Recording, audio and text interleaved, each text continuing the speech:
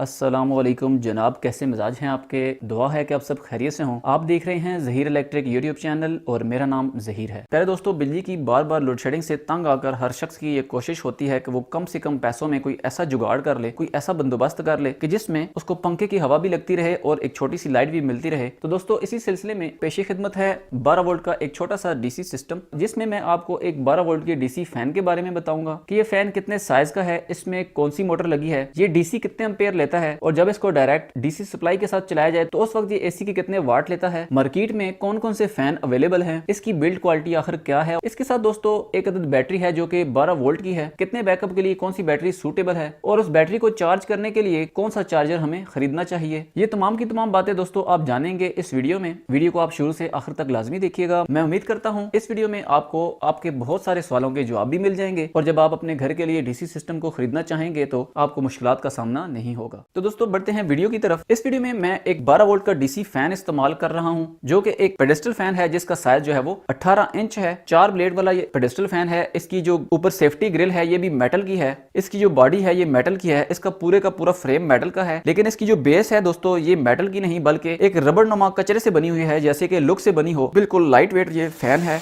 12 से 13 फुट तक इसकी हवा से फायदा उठाया जा सकता है। बिजली के ऊपर इसकी रफ्तार तेज होती है और बैटरी के ऊपर इसकी रफ्तार में फर्क आता है। इसके अंदर 3 तरह की स्पीडें मौजूद हैं। 3 स्पीडों में इसको कंट्रोल किया जा सकता है और इस फैन को आम पेडेस्टल फैन की तरह जो हमारे घरों में एसी पेडेस्टल फैन होते हैं उसकी तरह घुमाया भी जा सकता है, यानी कि एक जगह से दूसरी जगह इसकी हवा को रोटेट भी करवाया जा सकता है। इसको आप 12 वोल्ट की डीसी बैटरी के साथ लगा सकते हैं, चाहे वो ड्राई सेल हो, टॉल ट्यूबुलर बैटरी हो, लेड एसिड बैटरी हो, किसी भी बैटरी के साथ जो कि 12 वोल्ट की बैटरी हो उसके साथ चलाया जा सकता है। इसको आप डायरेक्ट सोलर प्लेट से भी चला सकते हैं और इसको आप डायरेक्ट डीसी सप्लाई जो कि बैटरी चार्जर है इसके साथ भी चला सकते हैं। बस इसको चलाते वक्त पॉजिटिव और नेगेटिव की पोलैरिटी का ख्याल रखना जरूरी है। इसके साथ जो इसकी तार दी गई है ये बहुत ही लो क्वालिटी होती है और जब इसको इस्तेमाल किया जाता है तो ये तार गर्म हो जाती है, यानी कि इस तार को तब्दील करना पड़ेगा। इसके अंदर जो मोटर इस्तेमाल की गई है वो बुकोल कंपनी के प्योर कॉपर की मोटर है, लेकिन वो डीसी मोटर है और वो एक बलिनो मोटर है जो कि डीसी रूम कूलर्स में भी इस्तेमाल होती है। इस मोटर को जलने की सूरत में बाद में आराम से रिप्लेस भी किया जा सकता है। अगर इसके बैक साइड के ऊपर मैकेनिज्म खराब हो जाए जो कि इसके घूमने में इसकी मदद करता है तो उसको भी बाद में आराम से तब्दील किया जा सकता है। इसकी जो कीमत है मार्केट में ये सिर्फ 3400 रुपए का है। तो ये जो हमारे पास बैटरी चार्जर है ये 20 एम्पेयर का एक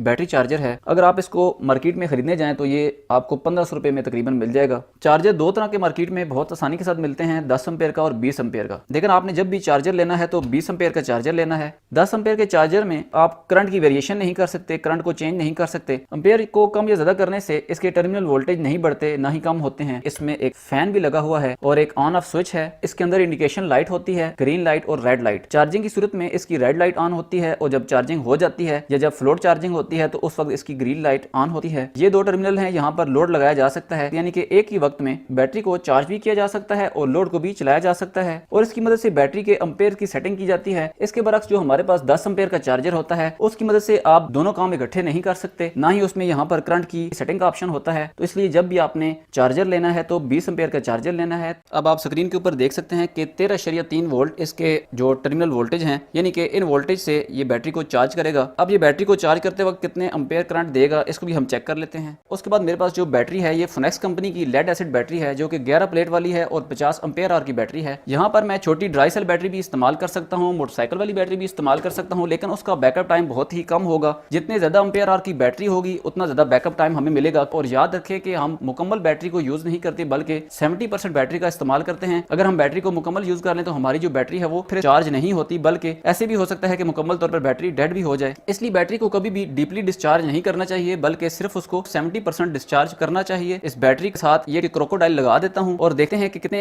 एम्पेयर से ये चार्ज हो रही है। अब इस क्लैम मीटर की मदद से मैं डीसी एम्पेयर जो है वो चेक कर लेता हूँ। इसको मैं सेट करता हूँ डीसी एम्पेयर के ऊपर। अब इसको मैंने बिल्कुल इनिशियल पॉइंट के ऊपर रख लिया है, 0 पे ऊपर सेट कर लिया है, जो कि इसकी 40 एम्पेयर आवर बैटरी के हिसाब से इसकी सेटिंग है। अब इसको मैं क्लैम करता हूँ और देख लेते हैं कि इसके एम्पेयर कितने बनते हैं। ये इस वक्त जो बैटरी है चार्जर के हिसाब से फुली चार्ज है। इसकी मदद से बैटरी मुकम्मल तौर पर चार्ज नहीं होती क्योंकि इसके ऊपर जो लिखा है कि 40 एम्पेयर आवर की बैटरी को इसके इनिशियल पॉइंट से चार्ज किया जा सकता है, तो ये बिल्कुल गलत है। तो इससे मुकम्मल तौर पर बैटरी चार्ज नहीं होती। इसको हम सेट करते हैं तो आप देख सकते हैं कि इसकी रेड लाइट ऑन हो चुकी है और यहाँ पर एम्पेयर भी बढ़ चुके हैं जो कि इस वक्त 4.7 एम्पेयर हैं। आहिस्ता आहिस्ता ये एम्पेयर कम होते जाएंगे और फिर इसकी फ्लोट चार्जिंग शुरू हो जाएगी। इस तरह यहाँ पर इसकी करंट की सेटिंग करने से ये बैटरी हमारी मुकम्मल तौर पर चार्ज हो जाएगी। जब मैंने इसको इसकी पहली सेटिंग के ऊपर रखकर चार्ज किया था 12.3 वोल्ट से ऊपर इसके टर्मिनल वोल्टेज नहीं जा रहे थे, यानी कि मेरी बैटरी मुकम्मल तौर पर चार्ज नहीं हो रही थी। इसलिए इस बैटरी को मुकम्मल चार्ज करने के लिए मुझे इसकी सेटिंग करनी पड़ी। जब भी आपने सेटिंग करनी है तो आपने क्लैम्प मीटर या डीसी एम्पेयर मीटर की मदद से एम्पेयर को चेक करना है और उसके हिसाब से इस चार्जर को सेट कर लेना है। अब इसकी सेटिंग को मैंने मजीद छेड़ा है तो आप देख सकते हैं यहाँ पर 5.7 एम्पेयर हो चुके हैं। इसको मैं जैसे जैसे बढ़ाता जाऊंगा तो एम्पेयर बढ़ते जाएंगे।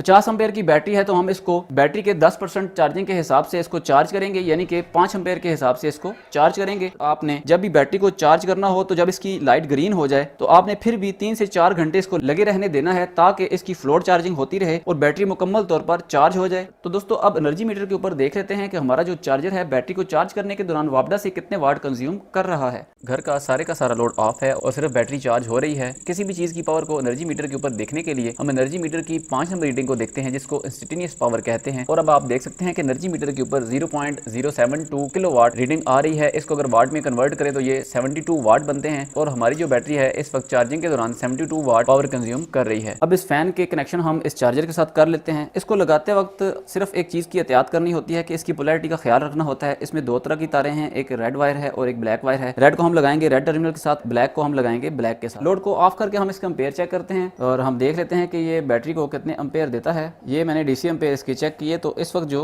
5.5 यानी कि 5.5 एम्पेयर डीसी से ये बैटरी को चार्ज कर रहा है। अब हम साथ लोड को ऑन करते हैं तो इन एम्पेयर को हम देख लेते हैं ये कितने होते हैं, ये कम होते हैं या नहीं।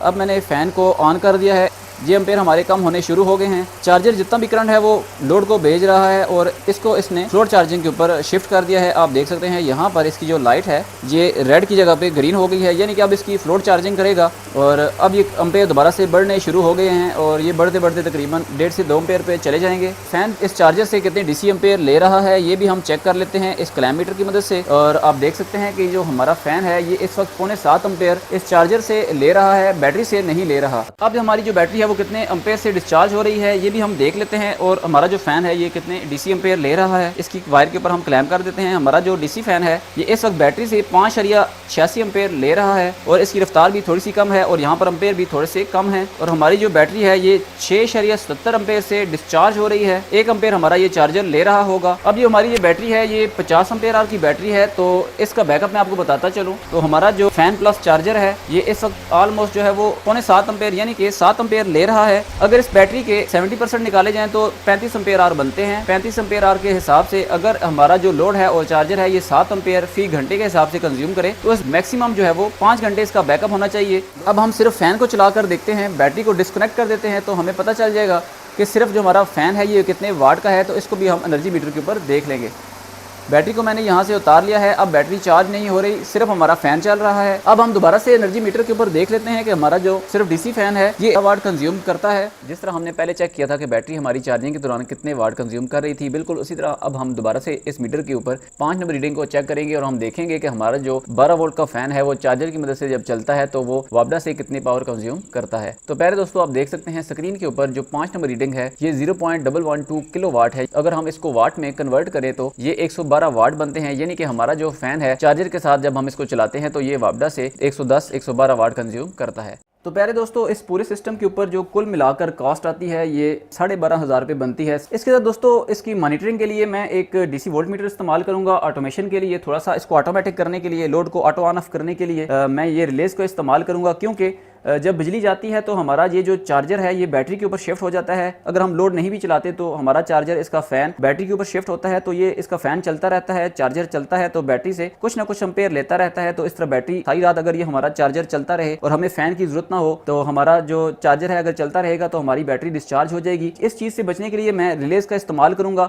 2 तरह की रिलेज मैं लगाऊंगा, एक लोड बैटरी और चार्जर के दरमियान में ये रिले इस्तेमाल करूंगा और दूसरी रिले जो है वो मैं इस चार्जर को इस बैटरी से डिस्कनेक्ट करने के लिए इस्तेमाल करूंगा। इसके ऊपर मैं एक और अलग से वीडियो बनाऊंगा। अगर आप वो वीडियो भी देखना चाहते हैं तो मेरे चैनल को सब्सक्राइब कर दें। अगर ये वीडियो पसंद आई हो तो इसको लाइक और अपने दोस्तों के साथ शेयर जरूर कीजिएगा। इस वीडियो से रिलेटेड अगर आपका कोई भी क्वेश्चन हो तो आप कमेंट बॉक्स में कमेंट कर सकते हैं। मेरा व्हाट्सएप नंबर आपको स्क्रीन के ऊपर नजर आ रहा होगा, आप व्हाट्सएप के ऊपर मुझे मैसेज कर सकते हैं। मिलते हैं दोस्तों किसी और नई वीडियो नए टॉपिक के साथ, तब तक रखिएगा अपना और अपने प्यारों का बहुत सारा ख्याल। अल्लाह हाफिज।